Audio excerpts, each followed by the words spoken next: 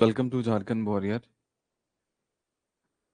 आप सभी छात्रों का तहे दिल से स्वागत है आपके अपने परिवार झारखंड वॉरियर पे। मुझे पता है कि मैं काफ़ी देर से क्लासेस आपका कंडक्ट कर रहा हूँ। पता नहीं कुछ छात्र आएंगे, कुछ छात्र नहीं भी आएंगे। ऐसी भी पॉसिबिलिटी है कि कुछ छात्र जुड़ेंगे और कुछ छात्र नहीं जुड़ पाएंगे।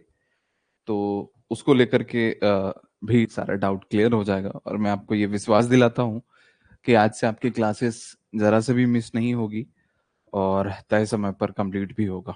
ठीक है, ये हमारा विश्वास आप रखिए, क्योंकि सभी सिचुएशंस को देख करके चलना पड़ता है और उसी के अकॉर्डिंग सभी को करना पड़ता है। Very good evening all of you guys. मुझे पूरा यकीन है कि आपने आज का होमवर्क जो मैंने आपको कल दिया था वो आपने कंप्लीट कर लिया होगा। मुझे पूरा यकीन है, पूरा विश्वास है।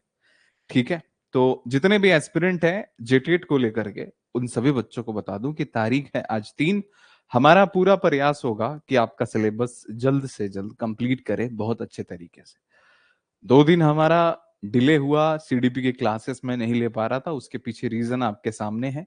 हमारी पुस्तक आपको बहुत ही जल्द पूरे झारखंड में नजर आएगी, जिसका प्रकाशन मतलब जो प्रिंटिंग का काम है वो ऑलमोस्ट पूरा हो चुका है। और ये आप देख पा रहे होंगे पीछे हमारी बुक्स जो है उसकी कवर पेज का तस्वीर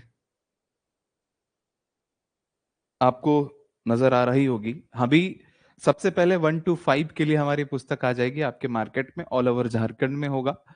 और मुझे पूरा यकीन है कि ये पुस्तक पूरे झारखंड के छात्रों के लिए जो जेटेट को फॉर्म फिलअप किए हैं उनके लिए ये बेनिफिशियल होगा, बहुत ही ज्यादा बेनिफिशियल होगा। तो जितने भी एस्पिरेंट होंगे इस पुस्तक को आप अपने नजदीकी पुस्तक दुकान से प्राप्त कर सकते हैं। इसमें मैंने आपको लैंग्वेज 2 का भी कुछ प्रश्न पत्र दिया हुआ है। ठीक है, जितने भी लैंग्वेज 2 के जो छात्र हैं और जो हमारा क्षेत्रीय भाषा है उसके प्रश्न पत्र भी यहाँ पर दिए गए हैं। तो ये एक बहुत ही जबरदस्त संकलन है, आपके लेटेस्ट पैटर्न पे आधारित ये पुस्तक आपको मार्केट में नजर आ जाएगी। ठीक है, और जो बच्चे 6 to 8 के लिए थोड़ा सा परेशान है, तो उन बच्चों के लिए भी बता दूं कि उनके लिए भी पुस्तक हम कोशिश कर रहे हैं कि 10 तारीख तक आपके मार्केट में बुक अवेलेबल हो जाए। हालांकि ये पुस्तक तो आपको 6 तारीख से मिल जाएगा। पूरे झारखंड के किसी भी बुक दुकान में जाएंगे या फिर आप ऑनलाइन भी ऑर्डर कर सकते हैं, तो आप कर सकते हैं। ठीक है, कोई दिक्कत नहीं, चार्जेस बहुत कम रखा है, आप इसको अपने तरीके से रख सकते हैं। ठीक है, ये बात समझ में आ गई?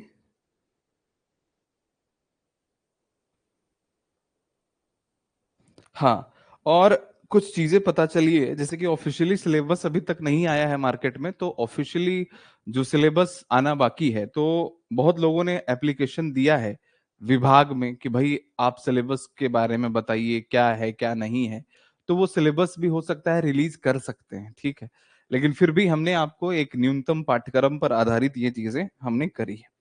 चलिए अब क्लासेस को कवर करते हैं। ये मेरा काम इसी पे पूरा टाइम जो है 2-3 दिन 5 दिन कह लो कि पूरा फोकस्ड इसी पे थे, और इसी वजह से आपकी क्लासेस मेरी जो रेगुलर बेसिस पे होनी चाहिए थी वो नहीं हो पाई।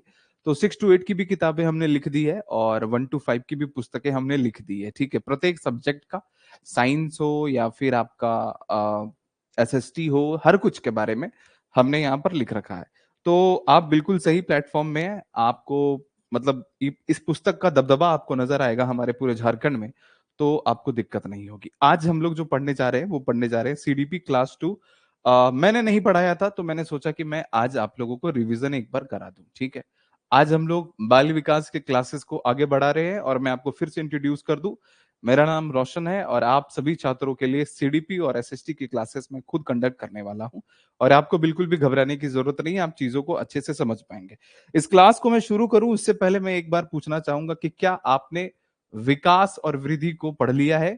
क्योंकि वो विवेक सर ने आपको पढ़ाया था, तो हम चाहेंगे कि हम आपको उसको जितना जल्दी हो सकता है आधे घंटे में ये पूरा चैप्टर को रिवीजन करा सके और आप लोगों को सारी चीजें बता सके। आपने कर लिया है, बहुत बढ़िया। चलो एक बार ठेठ भाषा में हम लोग समझने की कोशिश करते हैं कि विकास क्या है, वृद्धि क्या है, और उसके जितने भी सवाल होंगे वो आपके टेस्ट फॉर्मेट में भी आपको मिल जाएगा।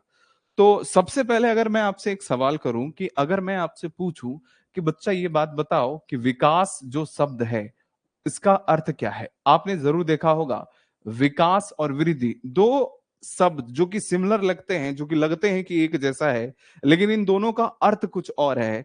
तो अगर मैं आपसे पूछूं कि विकास का मतलब क्या होता है, विकास का मतलब क्या है, ठीक है, तो आपका क्या जवाब होगा? प्लीज आप कमेंट करने की कोशिश करिएगा।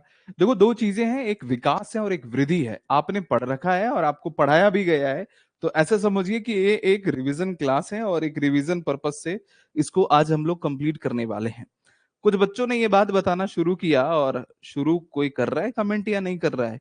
मैंने पूछा कि विकास है क्या? जीवन पर्यंत होता है विकास, किसी ने कहा विकसित के बारे में, विकास हमेशा होता रहता है, कोई कमेंट कर रहा है। यानी कि अगर हम कह सकते हैं तो सतत चलने वाली प्रक्रिया जिसमें गुणात्मक और परिणात्मक मात्रात्मक दोनों परिवर्तन शामिल होते हैं, उसको कहा जाता है विकास। अगर हम साधारण शब्दों में समझें और ठेठ भाषा में अगर हम आपको समझाने की बात करें, तो हमने दो बातें बताई आपको कि विकास जो है वो हमेशा चलने वाली एक प्रक्रिया है, जिसको हम लोग सतत वर्ड दिए हैं कि ये हमेशा चलता है। जन्म से लेकर के मृत्यु तक आप कह सकते हैं ये हमेशा चलता हुआ रहता है। लेकिन अगर मैं आपसे पूछूं कि भाई ये जो दो वर्ड आए जिसमें से हमने कहा कि विकास शब्द जो हमेशा चलने वाली प्रक्रिया है, लेकिन गुणात्मक और परिणात्मक दोनों परिवर्तन इसमें शामिल हैं, तो ये जो वर्ड आता है, ये जो डेफिनेशन आता है, इसका हम लोग सबसे पहले मीनिंग को समझने की कोशिश करते हैं कि भैया विकास के डेफिनेशन में जो वर्ड आए, एक आया गुणात्मक और दूसरा आया परिणात्मक, तो इसका परिवर्तन का अर्थ क्या है?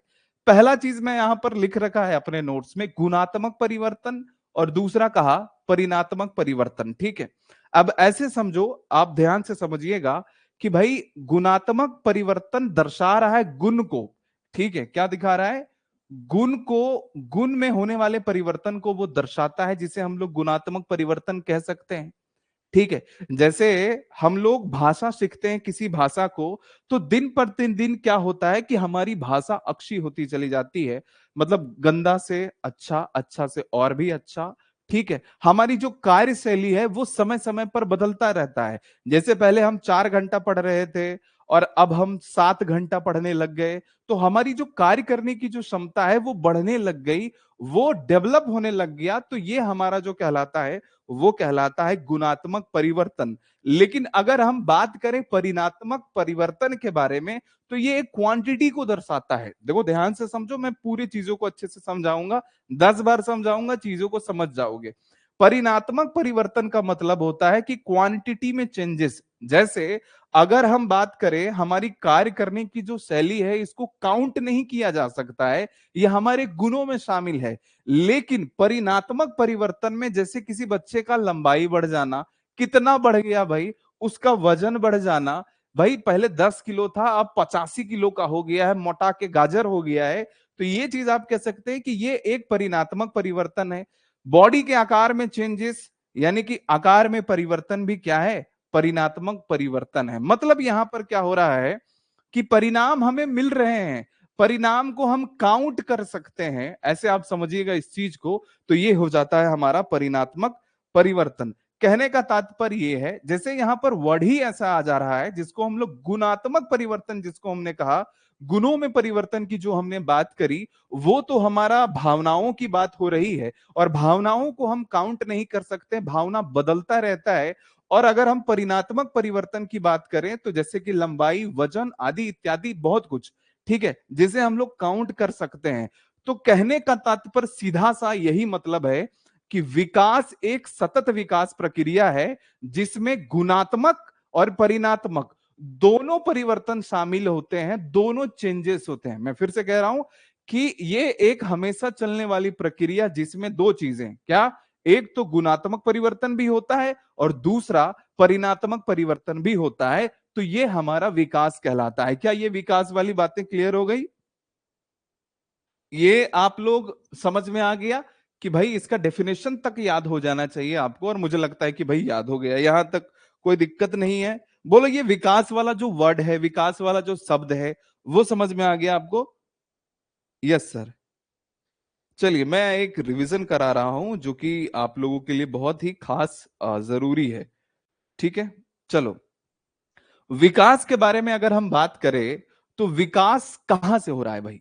विकास अगर हम बात करें, तो विकास जो है गर्भ धारण से लेकर के मृत्यु तक जो है वो विकास होता चलता रहता है, मतलब पूरे जीवन तक विकास होता है। चाहे उसके गुणों का विकास हो, चाहे उसके परिणामों का विकास हो। तो विकास जो वर्ड मैंने आपको कहा वो पूरा जीवन तक चलता रहता है, ठीक है।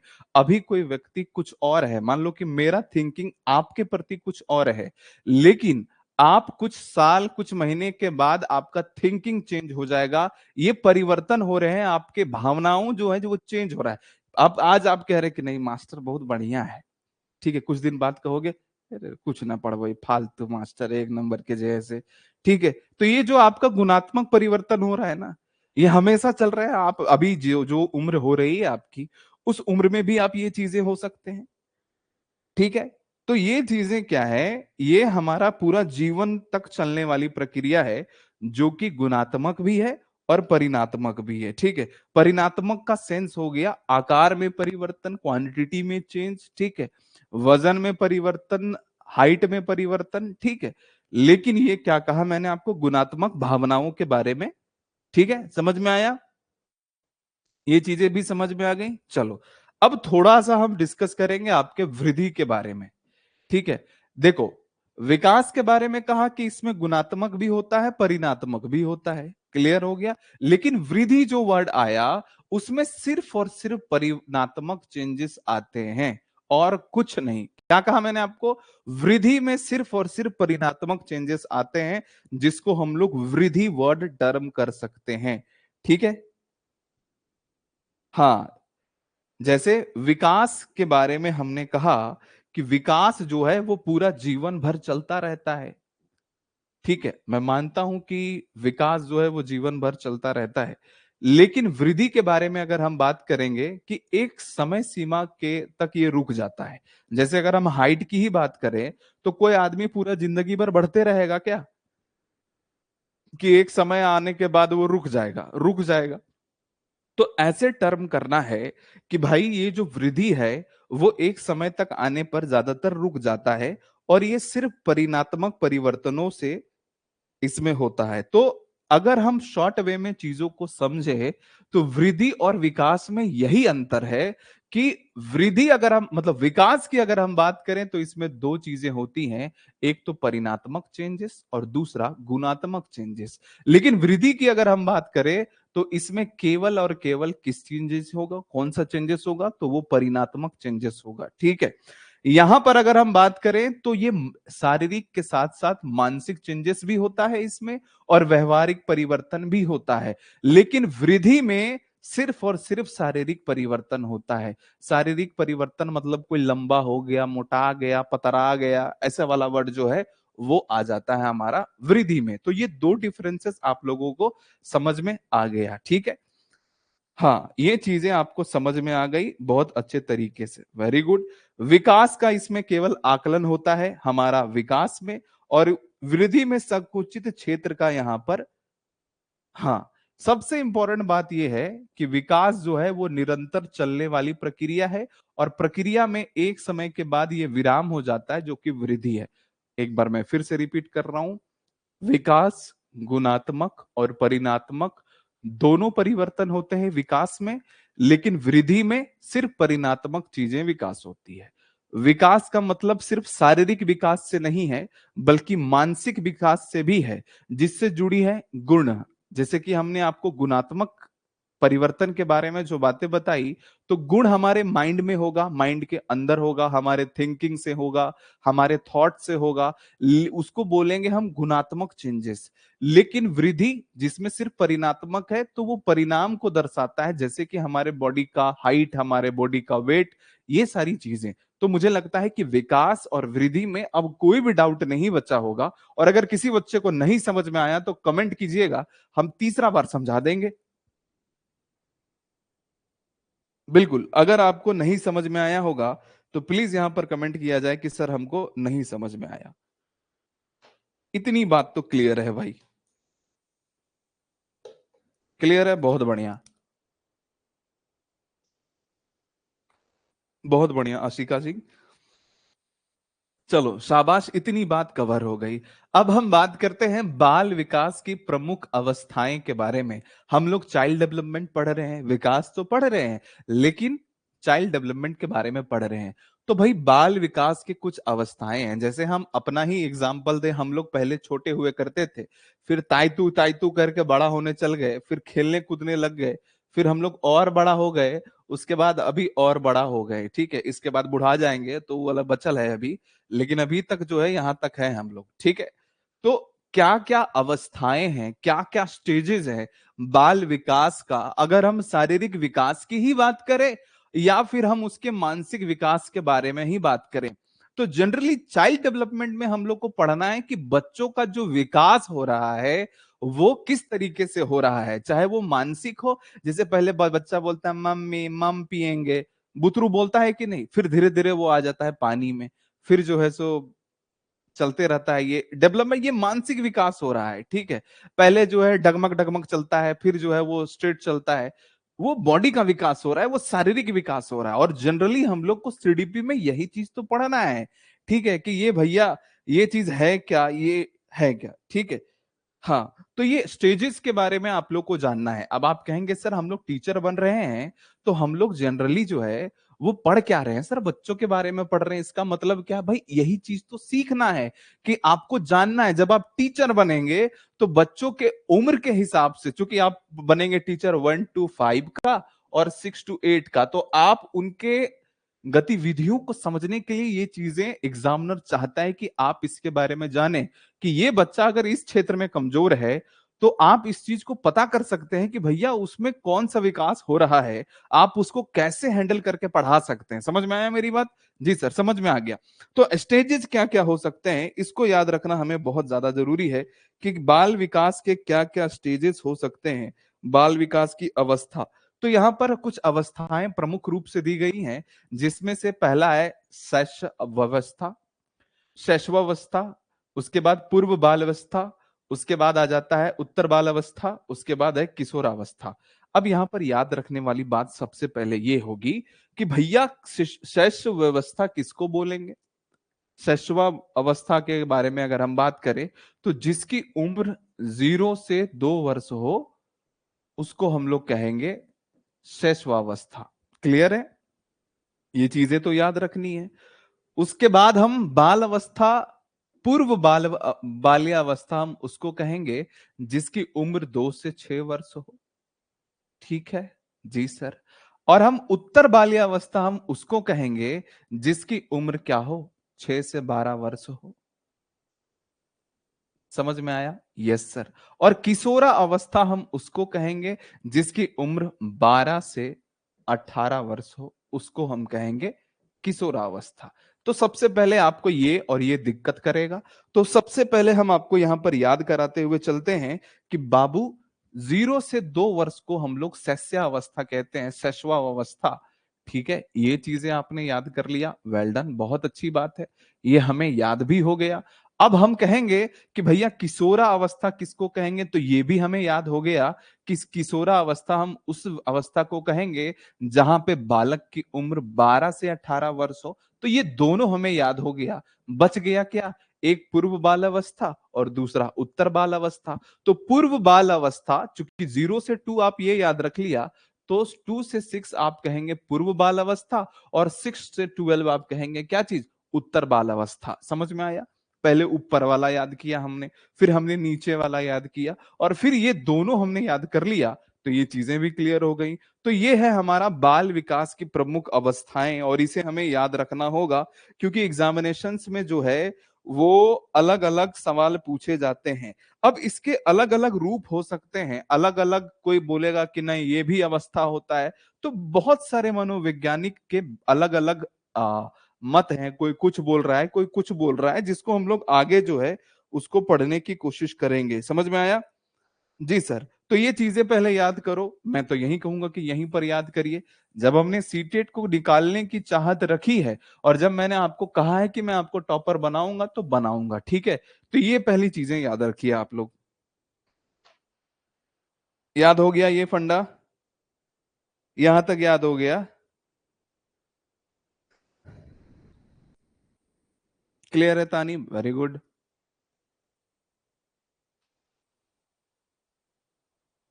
चलिए नेक्स्ट आगे बढ़ते हैं। अब एक-एक करके हम लोग समझते हैं, क्योंकि हम लोग अभी जानेंगे कि अगर बच्चा यहाँ घसक रहा है 0 से 2 साल तक, तो उसके बारे में जानना होगा कि बाबू कैसे ट्रीट करता है, नहीं करता है। कोई ताई-तुई कर रहा है, चलने सीख रहा है, तो वो जानेंगे। और कोई दौड़ रहा है या फिर किशोरावस्था में चला जाता है, तो वो हम जानेंगे। ये है हमारा शैशवावस्था, ये पूर्व बाल अवस्था हो गया, ये उत्तर बाल अवस्था हो गया, और ये जो तस्वीरें देख रहे हैं, ये है किशोरावस्था, ठीक है? जी, बहुत बढ़िया। अब शैशवावस्था के बारे में हम लोग जानते हैं, ये बड़ा खतरा वाला अवस्था होता है। इसको हम खतरों भरी अवस्था से नाम से संबोधित करेंगे। ऐसा इसीलिए क्योंकि इस अवस्था में बालक का जो शारीरिक और मानसिक विकास होता है, वो बड़ा तेजी से होता है, ठीक है? बहुत तेजी से होता है इस अवस्था में। और हमने खतरा अवस्था क्यों कहा? खतरा अवस्था इसीलिए कहा कि तस्वीर देख रहे हो यहाँ पे? ये देखो, ये बच्चा सो रहा है, ठीक है? ये ताक रहा है, फिर तुरते में चचाई लगेगा, तुरते में कांदे-पीटे लगेगा तुरते में, है कि नहीं? फिर तुरंत खुशो भी हो जाएगा, फिर ढनमना जाएगा। ढनमना जाना मतलब होता है गिर पड़ जाना, फिर खुश हो जाएगा। मतलब इसका कुछो भी कर सकता है। इस अवस्था में देखिएगा, अगर आप लोग का बाल-बुतरू अगर अगल-बगल होगा या फिर आप ही का है, तो आप इस चीज़ को अच्छे से फ़ील कर सकते हैं, ठीक है? हाँ, बहुत गिर जाएगा। सुतला होने से ढनमना गया, उसको हम लोग खोटा में ढनमना जाना बोलते हैं, ठीक है? तो ये है हमारा खतरों से भरी अवस्था, जिसको कहा शैशवावस्था। ये बात क्लियर है? ये चीजें क्लियर है? यस सर, शैशवावस्था हमको पता चल गया। इसमें ज्ञान इंद्रियों के द्वारा जो है सो क्या होता है, सीखने की क्रिया होती है। ये देख करके सीखता है सब चीज, ठीक है? अब खाली दुए चीज के जानेगा, अगर 1 साल 1.5 साल हो गया तो माँ और बाप को जानेगा, तीसरा आदमी आएगा तो चलियो जाएगा उसके पास, ठीक है? लेकिन कांधे पीटेगा भी। दो तरह का बच्चा होता है, बहुत तरह का कैटेगरी है। अब बुक वाला सीडीपी वाला कितना क्लासिफाइड करे, ठीक है? जैसे आप गांव घर में देखिए, दो बच्चा के लीजिए गोदी, ठीक है? एक बच्चा खुशी खुशी आ जाएगा, एक बच्चा चतुर रहेगा, कमे उम्र में जो है से मुंह फेर लगा या कांधे पीटे लगेगा, बड़ी चतुर होता है, ठीक है? हाँ, वही मैं कह रहा हूँ।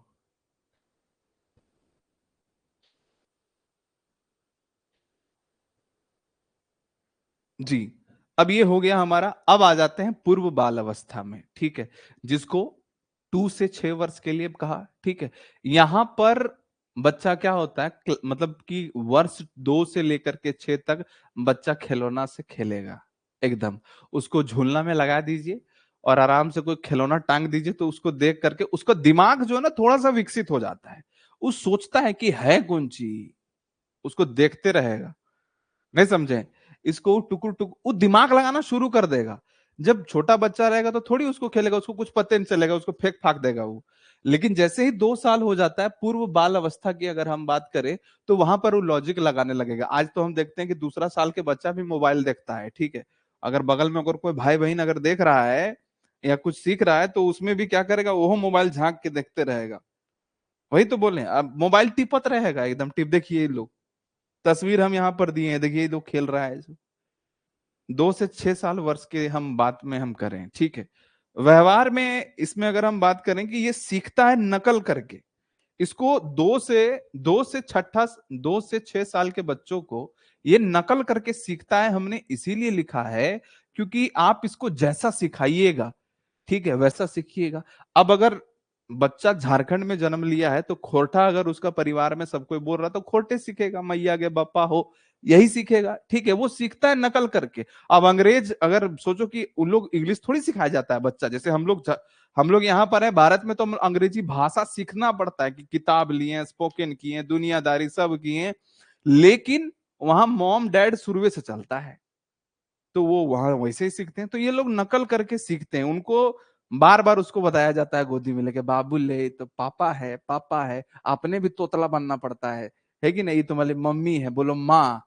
तो माँ, उस सुन के वो नकल करके सीख रहा है वो बच्चा। लेकिन अगर हम व्यवहार की बात करें, अगर इस अवस्था के अगर हम व्यवहार की बात करें, तो थोड़ा सा होता है। जैसे क्रोध, बच्चा ये उम्र में देखना क्रोध भी करेगा। अगर तुम खिलौना छीन लो, तनी देख लेते हैं कि लेता है कि नहीं, उसको गुस्सा जाएगा, उसको दिमाग हो गया है। अगर बच्चा 1 साल का है, अगर हम बात करें ये अगर शैशवा अवस्था में है, वो सुतल है बच्चा, खिलौना खेल रहा है, गिर रहा है, इन्हें उन्हें पटका रहा है खिलौना, उससे कोई मतलब नहीं है, ठीक है।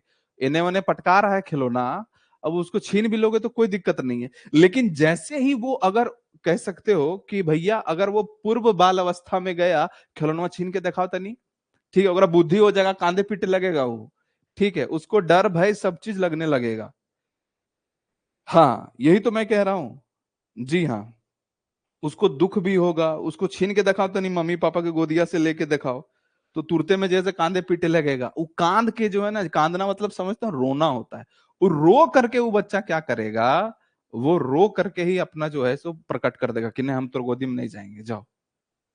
समझ में आया कि नहीं? तो ये जिद्दी प्रवृत्ति का होते हैं यहाँ पर। ये 2 से 6 साल के जो बच्चे होते हैं ना, वो जिद्दी प्रवृत्ति की होते हैं। जैसे एक बार बोल दिया कि ना हमको चाहिए, हमको दीजिए, हमको चाहिए, खिलौनवा चाहिए, 4-5 साल हो गया तो बोल देगा हम कुरकुरे लेबे करेंगे, हमको ले दो, नहीं जानते हैं। हाँ, अपना बात मनवाएगा बिल्कुल। अगर आप 12 बजे रतिया अगर खाए का मन करेगा ना, जैसे सेब मांगेगा टोटली, उसको कुछ नहीं जानता है, उसको चाहिए तो चाहिए, और कुछ नहीं। समझ में आया? यहां तक समझ में आ गया? हाँ बिल्कुल सही कहा, चाहिए तो चाहिए, कुछ ना जानिए हम। यहां तक कोई दिक्कत नहीं ना? जी सर। आगे बढ़ते हैं, हमारा आता है उत्तर बाल अवस्था। उत्तर बाल अवस्था क्या कहा? 6 to 12, ये उम्र सीमा है। इसमें यहां पर रचनात्मक विकास भी होता है, और लेकिन 6 to 12 वर्ष तक शारीरिक जो विकास होती है वो काफी धीमी होती है, मतलब धीरे धीरे ही उसका विकास होता है। और यहाँ पर एक ऐसी व्यवस्था है, ये अवस्था है जो कि समूह में रहने वाली अवस्था है। जैसे पूछेगा कि समूह में रहने वाली अवस्था कौन सी है, तो ये हमारा आ जाता है उत्तर बाल अवस्था। ऐसा मैं इसीलिए कहता हूं क्योंकि इस अवस्था में बच्चे अपने दोस्तों के साथ, देख रहे हो, घूमेंगे फिरेंगे, मम्मी हम जा रहे हैं खेलने के लिए, ठीक है, हम जा रहे हैं स्कूल, दोस्तों के संग जा रहे हैं स्कूल, 6 to 12 तक तो जाएगा ही ना। तो ये एक समूह में रहने वाला अवस्था है जिसकी अवधि 6 to 12 ईयर है। और ये सीखने की जो क्रिया, जो सीखने का जो अध्ययन है, वो कहाँ से सीखेंगे?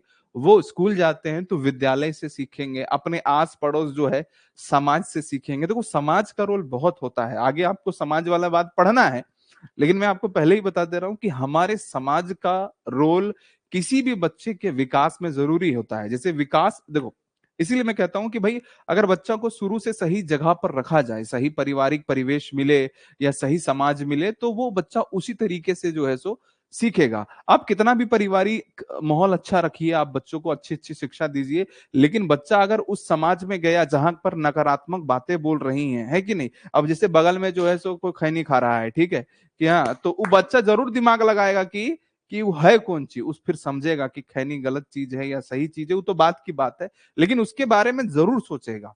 ठीक है, और अगर एक आधु को टपोरी दोस्त ये मरियम उसका मिल गई, यानी कि लोन तो हूं तो नहीं सुन रहा, तो वो बच्चा उसी में जो है सो दोस्ती दोस्ती में वो चीज कर लेगा। ठीक है, तो विद्यालय से समाज से सीखने का यहाँ पर गुण होता है। और इस उम्र में जो बच्चे होते हैं वो काफी ज्यादा शरारती भी होते हैं, इस उम्र में काफी ज्यादा बच्चे जिज्ञासु भी होते हैं। मतलब इस उम्र में अगर बच्चों को आप सही से सिखाइएगा, सही से आप, शरारती तो होते ही हैं लेकिन जिज्ञासु भी होते हैं, आप जैसा यहाँ पर आप अपना डेवलपमेंट करिएगा। देखो ये लाइफ से जुड़ी हुई बातें हैं, सिर्फ किताबों में और जेटेट निकालने के लिए नहीं पढ़ना है, लेकिन ये रियल बात है। जैसे बच्चों को आप जिस समाज में रखिएगा, जिस व्यवहार में आप उसको ढालिएगा, वैसा ही वो बच्चा ढलेगा। ठीक है, क्योंकि उसको सीखने की सब, यहीं पर यही वो उम्र होता है जहां पर बच्चे अच्छे बुरे के बारे में पता चलेगा। अब कोई बच्चा को हम बोल देंगे, अरे बाबू, पूरा समाज बोल दे या अपना पूरा परिवार बोल दे कि भूत वूत कुछ होबे नहीं करता, तुम काहे डरता है भूत से, कुछ नहीं आएगा तो मारना एक तमाचा खींच करके, ठीक है, तो वो बच्चा जो है कभी भूत से डरेगा ही नहीं। ये सीखने वाली उम्र है। ठीक है, वो अगर 20 को भूतनिया भी आ जाए ना, चुड़ैल भी आ जाए, फिर भी बोलेगा, "ए, हट हट, रास्ता तुमको जाने दो", ऐसा वाला करेगा। ठीक है, लेकिन हम उसको बैठ करके अगर हम वही चीज बताएंगे या सिखाएंगे कि भूतवा जो है ना बहुत दिक्कत कर देता है, उसका नाखून रहेगा बड़ा बड़ा, उसका बड़ा बड़ा आंख रहेगा, तो वो बच्चा उस चीज को लेकर के, आप एक डर जो बना रहे हैं वो सीख रहा है वो। ठीक है, और उस समय वो फिर उससे डर जाएगा। वो बाहर भी जाएगा तो उसको डर लगने लगेगा, क्योंकि हमने उसको सिखाया है कि भाई तुम डर रहे हो, ठीक है, ये डरने वाली चीज है। लेकिन हम सिखाएंगे तो कुछ नहीं, वो हट जाएगा, बोले हट, पता चला चुड़ैल को 2 थप्पड़ लगा दिया वो। तो यही है हमारा उत्तर बाल अवस्था। हाँ, यही चीज तो मैं कह रहा हूं उत्तर बाल अवस्था के बारे में, ठीक है। अब एक आखिरी आता है, वो आता है किशोरा अवस्था, जिसकी उम्र क्या बताया है हमने आपको, ये बताया है 12 से 18। ये ऐसा अवस्था है जिसको मनुष्य के जीवन का बसंत काल कहा जाता है, ठीक है। और यही उम्र होता है और यही अवस्था होता है जहां पर हमारा मानसिक शक्तियों का विकास होता है। मानसिक शक्तियों का जो है वो विकास इसी उम्र में होता है। 12 to 18 वर्ष इसकी अवधि है। और इसी उम्र में कोई भी बच्चा भटक सकता है, या फिर कोई भी बच्चा को अगर आप जैसा चाहें वैसा बना सकते हैं, नई हैबिट्स वो प्राप्त कर सकता है। तो ये बहुत ही क्रूशियल एज होता है। हम लोग कहते हैं ना कि बच्चा बिगड़ने वाला होता है तो बिगड़ जाएगा, और बच्चा भटकने वाला होगा, पढ़ने वाला होगा तो पढ़ लेगा, ठीक है। जैसे मैं आपको एक एग्जांपल देता हूं, एक एग्जांपल के थ्रू समझाने की कोशिश करता हूं कि भाई ये उम्र होता है, बहुत ऐसा होता है कि भैया उम्र हुआ नहीं कि तुम प्यार मोहब्बत में पड़ गए, तुम्हारा पढ़ाई लिखाई 22.5, तुमने शिक्षा लिया अपने दोस्तों से, अपने पूर्व के एज में तुम्हारे दोस्तों ने बताया प्यार मोहब्बत, गर्लफ्रेंड बॉयफ्रेंड, ये सारी चीजें आपने सीखी और आप भटक गए। लेकिन आप उस माहौल में हैं जहां पर आपको यह बताया जा रहा है कि लाइफ क्या है, तुम्हारा एम क्या है, तुम्हारा लक्ष्य क्या है। ये सब चीजें फालतू हैं। तुम्हें अपना लाइफ सेट करना है, आगे जाके तुम्हें इंजीनियरिंग करना है, मेडिकल करना है, टीचर्स बनने हैं, जो भी है। तो इस अवस्था में एक आकांक्षाओं वाला भी वर्ष कहा जा सकता है, और इस अवस्था में एक भटकाऊ वाला वर्ष भी कहा जा सकता है। तो ऐसे समझिए कि ये अवस्था जो है वो हमारे लाइफ का सबसे गोल्डन ईयर होता है, और गोल्डन गोल्डन अवस्था कह सकते हो, ईयर नहीं, ठीक है। जीवन का हम लोगों ने क्या कहा, बसंत काल कहा। तो ये जो मानव शरीर की जो अवस्थाएं हमने बताया वो आपको क्लियर हो गई, यस और नो? प्लीज बताएंगे मुझे कि ये पॉइंट क्लियर हो गया, ये पॉइंट क्लियर हो गया।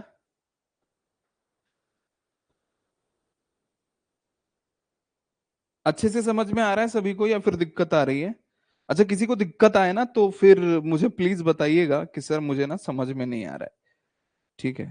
हाँ, अगर किसी बच्चे को दिक्कत आ रही है तो प्लीज मुझे बताइए। देखो, मैं आप सभी छात्रों का क्षमा प्रार्थी हूँ इस बात को लेकर के कि आपकी क्लासेस काफी पहले शुरू हुई, लेकिन अभी तक हम यहीं पर थे। लेकिन आपसे वादा है कि मुझे अगर 2 3 4 5 क्लास लेकर के भी सिलेबस कंप्लीट करना पड़े तो हम कंप्लीट करेंगे, और ये भी वादा है कि आपको इस एग्जाम में फेल नहीं होने देंगे। इस बात की गारंटी आप लिख लीजिए, ठीक है, कि जो सर ने कहा वो 100% सही होगा।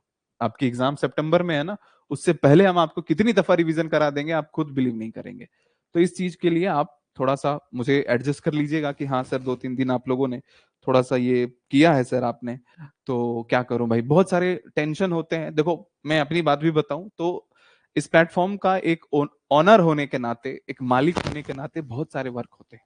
मार्केट में 4 5 किताबें आनी है, उसको लेकर के काम करना पड़ता है, सारे स्टाफ को वर्क देना पड़ता है, ये पूरा हैंडल करना पड़ता है, पूरा सिचुएशंस को संभालना पड़ता है। हमारा एक बच्चों का हॉस्टल भी है, तो वहां पर भी काफी चीजों को मैनेज करना पड़ता है, ठीक है। तो ये काफी टफ होता है, लेकिन मैनेज कर लेता हूँ। और जेटेड में अब पूरे तरीके से पढ़ गया हूँ, तो जेटेड में दिक्कत नहीं आएगी।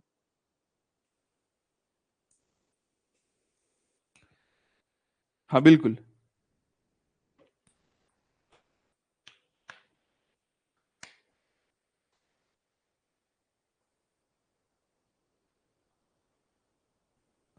बिल्कुल पिंटू, आप चिंता ना करें। चलिए नेक्स्ट बढ़ते हैं आगे। अब क्लास नहीं रुकेगा। बाल विकास को प्रभावित करने वाले कारक। अब भाई, विकास को क्या क्या कारक हो सकते हैं जो कि प्रभावित कर सकते हैं? रीजन है ना, शारीरिक हमने क्या कहा, एक गुणात्मक विकास और दूसरा परिणात्मक विकास। लेकिन अगर इन दोनों विकास में कुछ बाधा आ जाए तो क्या वो विकास हो पाएगा? अगर हम मानसिक विकास की ही बात करें, अगर हम अ, अगर हम बात करें शारीरिक विकास के बारे में ही बात करें, या फिर गुणात्मक विकास के बारे में बात करें, और हमने ये बात कहा कि गुणात्मक विकास भावनाओं से जुड़ा है, माइंड से जुड़ा है, लेकिन कुछ ऐसी चीजें हो सकती है जो कि डेवलप ना हो, कुछ रीजन तो हो सकते हैं, सभी विकास नहीं हो पाता है, उसके पीछे भी रीजन है ना। तो वही चीज जो है समझते हैं, वो विकास रुक जाएगी, वो विकास जो है, हाँ वही चीज मैं कह रहा हूं। तो सबसे पहला जो कारक है वो है आपका अनुवांशिकता और पर्यावरण। कैसे है हम आगे समझाएंगे। परिवार कारण है विकास में, लैंगिक विभिन्नताएं हैं, शिक्षण एवं प्रशिक्षण है, सामाजिक संगठन है, संस्कृति है, आर्थिक स्तर है और पोषण है। ये पूरा समझा दिया तो ये तीसरा चैप्टर भी आपका, दूसरा चैप्टर भी हो जाएगा समाप्त। तो 15 मिनट में हम समझा देते हैं, ध्यान पूर्वक समझिएगा और प्यार से समझने की कोशिश करिएगा, ठीक है। कहा कि भाई विकास को प्रभावित करने वाले जो कारक हैं वो कुछ इस प्रकार से हैं, जिसमें से सबसे पहला आता है अनुवांशिक कारण, ठीक है। अनुवांशिक कारण, अनुवांशिकता का मतलब समझते हैं।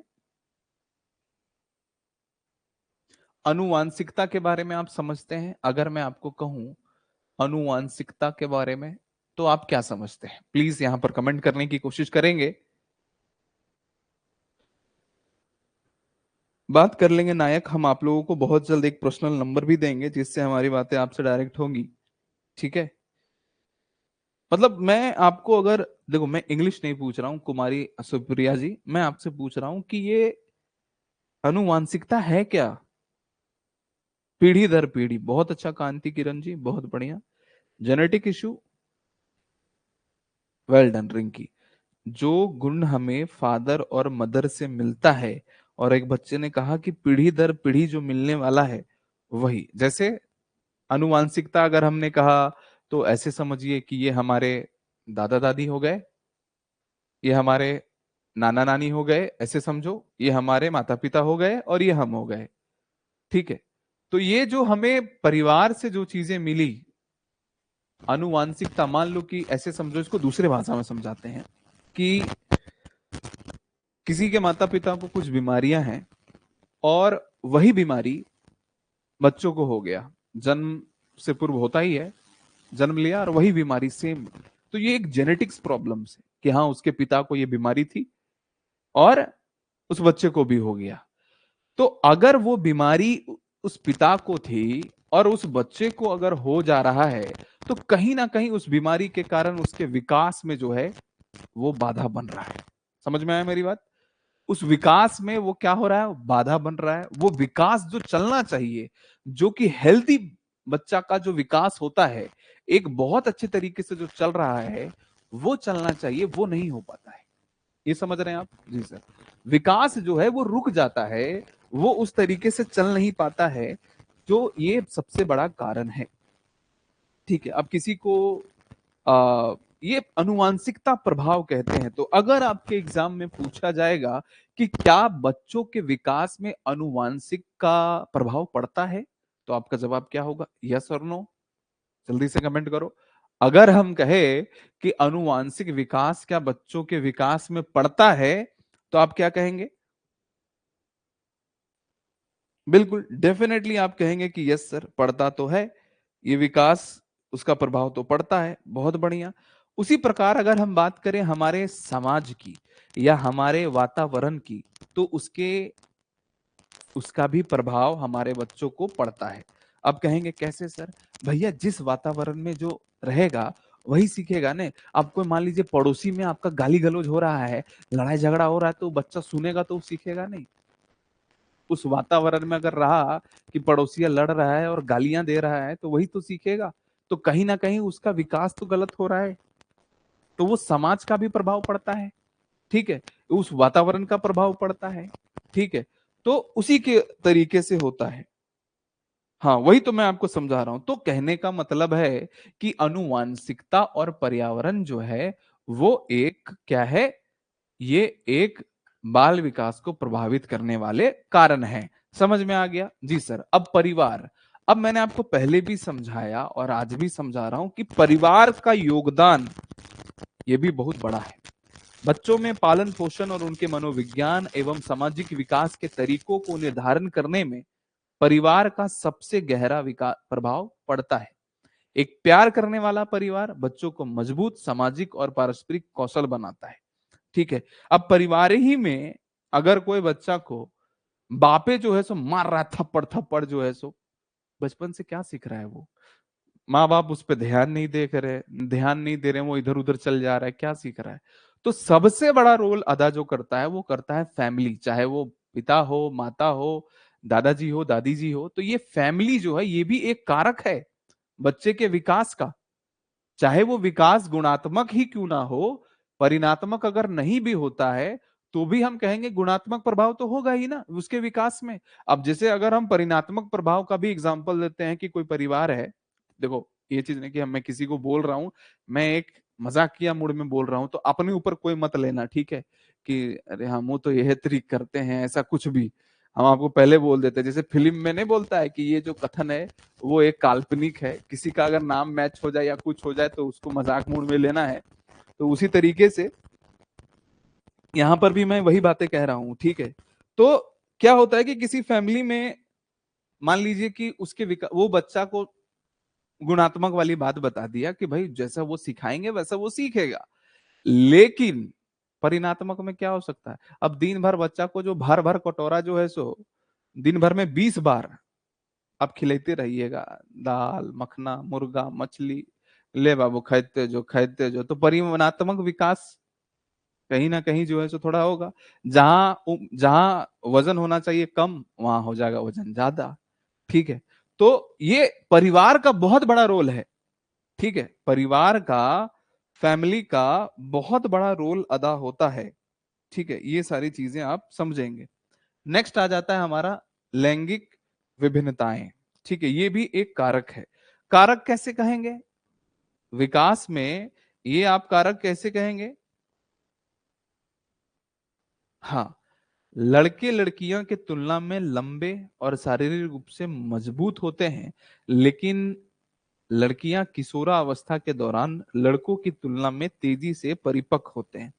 कहने का मतलब ये है कि लैंगिक विभिन्नताएं के बारे में इसीलिए बता रहा हूं क्योंकि यहाँ पर फीमेल का, गर्ल्स का एक अलग कंडीशन है विकास के, और बॉयज के एक अलग कंडीशन है विकास के।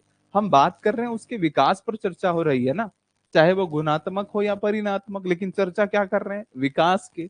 और उसके कारक को हम जान रहे हैं, प्रभावित जो करते हैं उसको। जैसे ये जो होती हैं बच्चियां जो होती हैं, लड़के जो होते हैं वो काफी स्ट्रांग होते हैं, ठीक है? काफी जो है वो शारीरिक रूप से थोड़ा सा मजबूत होते हैं, लेकिन लड़कियां जो होती है वो थोड़ी सी कमजोर होती है। लेकिन अगर हम जब किशोरा अवस्था की बात करेंगे तो लड़कियां जो है वो बॉयज से ज्यादा थिंकिंग में, या फिर आप समझ सकते हैं वो परिपक्वता, वो मेच्योरिटी आ जाता है उसके अंदर बहुत कम समय में। तो ये होता है आपका सेक्स डिफरेंस, जिसको हमने कहा लैंगिक विभिन्नताएं, ठीक है? जी हाँ। अब आ जाते हैं शिक्षण एवं प्रशिक्षण। शिक्षण और प्रशिक्षण की अगर हम चर्चा करें तो ये बहुत इंपॉर्टेंट रोल, मतलब कारक है कि आप जैसा शिक्षा देंगे बच्चों को, वो बच्चा वैसे ही आगे बढ़ेगा, ठीक है? विद्यालय का वातावरण बच्चों का मानसिक, बौद्धिक, भावनात्मक और हर तरीके से विकसित करने में योगदान देता है, ठीक है? वो हर तरीके से, ये जो स्कूल होता है, इसीलिए कहा जाता है कि बच्चों को सही स्कूल में आप डालिए, ठीक है? बच्चों को सही स्कूल में आप शिक्षा दीजिए, ठीक है?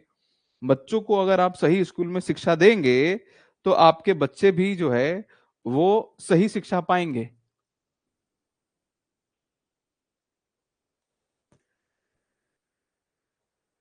जी हाँ। और यही सोच के तो हमने बच्चों के लिए स्कूल भी खोला, हॉस्टल भी खोला, जो छोटे छोटे बच्चे भी रहते हैं वहां पे। उन लोगों को मैं बता रहा हूँ कि उनके माता पिता को भी मैं पढ़ा रहा हूँ अभी, और उनके बच्चों को भी पढ़ाया जा रहा है मेरे इंस्टीट्यूट में। रेसिडेंशियल कर दिया ताकि बच्चों वहां पर पढ़ सके। तो ये हमारा क्या है, स्कूल का योगदान बहुत ज्यादा होता है। स्कूल में बच्चे, जैसा स्कूल का वातावरण होगा वैसे ही बच्चे वहां पर सीखेंगे। और हर तरीके का अगर विकास की बात करें तो वो स्कूल में ही बच्चे सीखते हैं। तो स्कूल भी एक बहुत बड़ा कारण है। उसके बाद हम सामाजिक संगठन के बारे में अगर हम बात करेंगे तो हमने आपको वातावरण के बारे में जो बात कहा, उसी प्रकार से सामाजिक संगठन के बारे में कहते हैं। जो बच्चा, सामाजिक संगठन मतलब आप एक ऐसा समझिए इस चीज को कि इसका योगदान क्या होता है। हम समाज में रहते हैं, अगर आपको विकास है तो बौद्धिक रूप से आप विकास करते हैं बच्चों को, ये तो कारक है जो कि जानना है, जरूरी है। आप समाज में गए, आप बताएंगे कि बड़ों का आदर करना चाहिए या नहीं करना चाहिए, कोई बड़ा है तो उसे प्रणाम करना चाहिए, झुक करके आपको उससे आशीर्वाद लेना चाहिए, उससे जुबान नहीं लगाना चाहिए। और सामाजिक संगठन जो है वो आप देख सकते हैं कि बच्चा बीच में, और समाज जो है उसको कुछ भी बना सकता है। अगर बुरा समाज है तो उसको बुरा बना देगा, और अगर सही समाज है तो उसको सही बना देगा। ठीक है। तो ये समाज का प्रभाव बहुत ज्यादा है, वो समाज से देखना चाहता है। देखो हमारा समाज जो है ना, गांव घर की अगर समाज की बात करें तो वो बिगड़ता हुआ जा रहा है। इसके पीछे रीजन क्या है मैं आपको बता दूं। देखो क्या होता है ना कि हम उस समाज में हैं जहां पर चीजें गलत हो रही हैं। जैसे मैं आपको कहूं कि कोई पी पी ऊ लिया एकदम आराम से, अब बच्चा घूम रहा है और कोई पी के आया एकदम लरबरेले आया, गिर गया एकदम जो है। बच्चा जान रहा है ना कि क्या है, नशा क्या हो रहा है, नहीं हो रहा है, ठीक है। और उस समाज में उसी को बढ़ावा अगर दिया जा रहा है तो वो बच्चा भी उससे अडिक्ट हो जाएगा। उसकी मन में ये लालसा हो जाएगी कि मुझे भी एक बार ट्राई करना चाहिए ऐसा वाला। ठीक है। और जहां पर जिस समाज में भगवान की आराधना, अपने ईश्वर, अपनी जो भी धर्म हो, जिस भी ईश्वर को मानते हैं, अगर उसकी आराधना हो, अच्छे गुण मिले कि बेटा अच्छा पढ़ाई करो, ठीक है, उसको मोटिवेशन मिले कि तुम कल कहाँ थे, तुमको पढ़ना चाहिए, तुम्हारे अंक क्या है, वैसा समाज। ठीक है। तो वो समाज जो है वो बच्चों के विकास में मदद करेगा, और वही समाज बच्चों के विकास का कारक भी बनेगा। वो उसके डेवलपमेंट को रोक भी सकता है। वही समाज की हम बात कर रहे हैं। वो समाज, देखो सोसाइटी क्या होता है ना, बहुत सारे सोसाइटी आप देखेंगे, रांची की मैं बात कर रहा हूँ जिस सोसाइटी में, तो वहां पर अच्छी शिक्षा दी जाती है, उसका आस पड़ोस का पर्यावरण बहुत सुरक्षित होता है, वहां पर स्मोकिंग नहीं होता है। ठीक है। अब दूसरा समाज में चले जाइए तो अगर स्मोकिंग होता है तो बच्चा वो देखता है, बहुत सारी चीजें हैं जो कि आप अपने डेली लाइफ में देख पाते हैं। तो ये एक कारक है, ये सामाजिक संगठन भी एक कारक है। और मैं इसीलिए समझा रहा हूं कि सवाल कैसे पूछेगा, सवाल पूछेगा कि कौन सामाजिक संगठन, मतलब कि कौन कौन से कारक हैं विकास में। तो अब इनमें से कोई भी ऑप्शन आएगा तो लॉजिक लगा करके नहीं बना लोगे कि हाँ सर ये हो जाएगा। बिल्कुल। चलो बहुत बढ़िया। संस्कृति, संस्कृति हमारे विकास में, बच्चों के विकास में बहुत ही महत्वपूर्ण भूमिका निभाती है। इसीलिए क्योंकि भाई हमें संस्कृति बातचीत की शैली सिखाती है, हमें बच्चों की पहचान को ये दर्शाता है। ये संस्कृति जो हमें सदियों से, हमें पीढ़ी दर पीढ़ी, या फिर कह सकते हैं प्राचीन काल से जो चीजें चली आ रही, वही तो संस्कृति है। ईश्वर की आराधना करना ये संस्कृति है, किसने सिखाया, पीढ़ी दर पीढ़ी हमारी संस्कृति है। पूजा पाठ, नियम, धर्म, दुनियादारी, सब कुछ। हमारी भाषा वो क्या है, वो एक संस्कृति है। आज अगर हम भारत में हैं तो हमारी भारत की संस्कृति हिंदी बोलते आ रही है, तो हम हिंदी पढ़ रहे हैं, हम हिंदी को समझ पा रहे हैं। अगर हमारी संस्कृति अभी दूसरी भाषा बोलती, अगर अफगानी बोलती या अफ्रीकन भाषा बोलती, तो वो हमारी संस्कृति, अभी हम लोग अफ्रीकन बोलते। तो भाई संस्कृति का भी बहुत बड़ा रोल है डेवलपमेंट में, विकास में। तो ये भी एक बहुत बड़ा कारण है, आप समझ लीजिएगा। संस्कृति एक बहुत ही महत्वपूर्ण जो है वो भूमिका निभाती है बच्चों की विकास में, बच्चों की पहचान में, और बातचीत की शैली में भी। ठीक है। अब आ जाता है आर्थिक स्तर, ये भी बहुत बड़ा इंपॉर्टेंट चीज होता है। ठीक है। लेकिन उतना इंपॉर्टेंट नहीं मानेंगे। परिवार का आर्थिक स्थिति ये निर्धारित करती है कि बच्चों को किस तरह का अवसर मिलेगा। ठीक है। मतलब ऐसे समझिए कि भाई इसका भी एक योगदान है, बच्चा माइंडसेट पहले से कर लेता है। हम लोग क्या है, हम लोग एक मिडिल क्लास फैमिली के बच्चे हैं, तो हम लोग के माइंड में होता है कि नहीं, बड़ा होना है, मेहनत करना है, पढ़ेंगे लिखेंगे कुछ बनेंगे, और फिर हम लोग उससे जो पैसा आएगा वो माँ बाप को सेवा करेंगे। अगर किसी घर में पहले से अरबों रुपया है, करोड़ों रुपया है, तो उसके माइंड में वो सब नहीं चलेगा। वो उसके माइंड में चलेगा नहीं, बिजनेस संभालना है। ठीक है, पिताजी का बिजनेस है, उसको संभालना है, ऐसा वाला चीज चलता है। तो ये आर्थिक, अगर हम बात करें आर्थिक स्तर की, अगर हम चर्चा करें, तो आर्थिक स्तर भी जो है वो बहुत ज्यादा रोल अदा करता है विकास में, और ये भी एक बहुत बड़ा कारक है। समझ में आया? जी हाँ। अब हम बात करते हैं पोषण का ही, और ये लास्ट होगा। पोषण, सही गुणवत्ता वाला अगर भोजन भी विकास को लेकर के काफी ज्यादा मदद करता है, चाहे वो शारीरिक हो या मानसिक हो। ठीक है। भोजन ही है, अगर भोजन अगर बच्चा सही से मिलेगा तो उस बच्चे का सही से विकास हो पाएगा, सही से वो आगे बढ़ पाएगा। इसीलिए तो बच्चों को पोषण जो जो चीजें होती है वो खानी चाहिए या खिलानी चाहिए। तो ये भी एक महत्वपूर्ण रोल अदा करता है डेवलपमेंट में, कि हाँ भैया तुम फ्रूट्स खाओ, सब चीज खाओ, ठीक है। मिडिल क्लास फैमिली में क्या होता है, फ्रूट्स तभी आता है जब बच्चा कोई बीमार होता, मतलब कि कोई आदमी बीमार हो तभी फ्रूट्स आता है ना मिडिल क्लास फैमिली में। हालांकि अब तो धीरे धीरे टेक्नोलॉजी बढ़ा है, तो लोग वैसे भी फ्रूट्स रख रहे हैं। नहीं तो पहले तो सिर्फ फिल्मों फिल्मों में ही देखा जाता था कि घर में नाश्ता में फल रखा हो, ऐसे वाला, ठीक है। लेकिन ये फ्रूट्स और हरी भरी सब्जियां कह लो, ये पोषण भी विकास में काफी ज्यादा जो है ये करता है, ठीक है। अब अब थोड़ा सा लास्ट हम लोग चीजों को समझ सकते हैं और फिर ये सेशन समाप्त करेंगे। यहां तक किसी को दिक्कत, ये कारक भी हमने पढ़ा दिया है। यहां तक किसी को कोई दिक्कत, कोई भी बच्चा को प्रॉब्लम?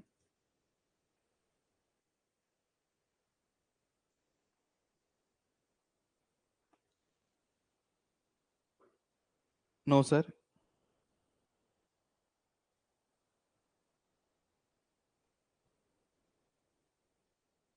चलो बहुत बढ़िया, चलो। तो ये हमने अभी आपको सीडीपी के क्लासेस में कुछ बेसिक चीजें बताई, और ये विकास जो है इसका ये आपका होमवर्क रहेगा। ये आपका होमवर्क रहेगा कि वजन कब से कब होता है भाई, शारीरिक विकास 3 केजी जन्म के समय में, 6 से 7 केजी 6 महीना में, 3 गुना उसका 1 वर्ष के अंत तक, फिर 5-6 गुना। ये जो याद करने वाला चीज है, इसे आप याद कर लीजिएगा। पीडीएफ आपका ऑलरेडी अपलोडेड है। तो अगर हम बात करें, एक सेकंड, तो ये सेशन यहीं पर समाप्त होता है। मतलब यहां तक मुझे जो बताना था वो मैंने आपको बता दिया। अब अब ये चीजें आपको आगे से समझ में आएगी। मैं आपको बता रहा हूँ कि मैं पूरी तरीके से अभी थका हुआ हूँ, क्योंकि किताबें लिखी, किताबों को बहुत सारा, मतलब मत पूछो यार, ठीक है। और सच पूछो, मैं एडवर्टाइजमेंट भी नहीं कर रहा हूँ कि बच्चों को ला सकूं ऐप पे। अब कल से लगेंगे जेटेड पे, तो कहानी और होगी, ठीक है। बट इतना बताओ कि अभी जो पढ़ाया, जो अभी ये चैप्टर हालांकि विवेक सर ने पढ़ा रखा था, लेकिन दोबारा से मैंने इस चीज को रिवीजन इसीलिए कराया ताकि मुझे विश्वास है अपने पढ़ाने के तरीके पे। तो क्या आपको समझ में आया ना यहाँ पे? क्योंकि बच्चों ने कहा था कि सर सेकंड क्लास समझ में नहीं आया, यहाँ समझ में आया? सभी बच्चों को प्लीज बताएंगे, यहाँ पर समझ में आया? मजा आया क्लास आपको यहाँ तक? सच बताइएगा, कमेंट तो कर दो, मुझे पता चले कि हाँ बच्चों को पसंद आ रहा है क्लास।